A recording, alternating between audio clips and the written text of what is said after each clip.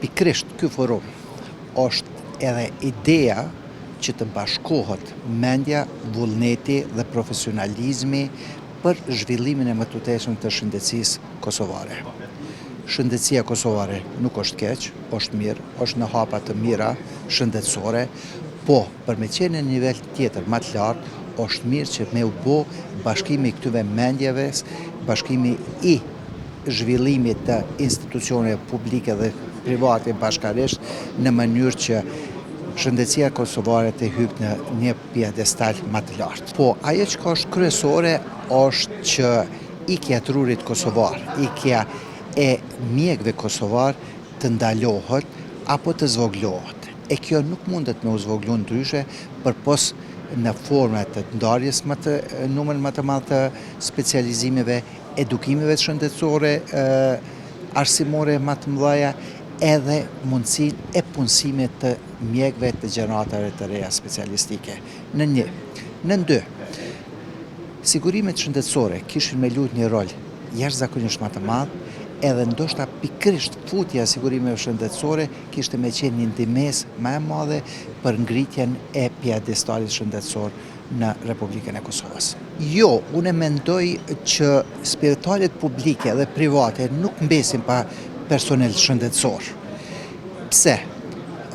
Ndarja e specializimeve, edukimet e vazhdueshme shëndetësore për stafin ton, ngrisin në nivel më të lartë profesionistat shëndetësor.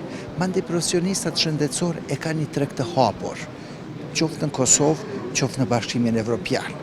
Po unë mendoj se niveli ku shëndetësia kosovare është momentalisht, është edhe mjaft atraktiv edhe për mjekët të cilët specializojnë dhe mbesin në Kosovë.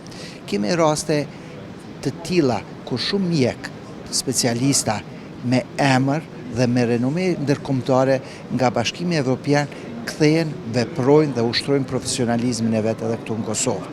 E kjo nuk është e rastishme.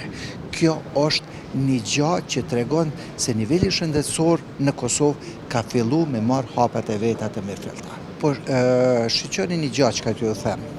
Në institucionet publike komplet janë shërbimet pa pagesë ose janë me një participim minimal.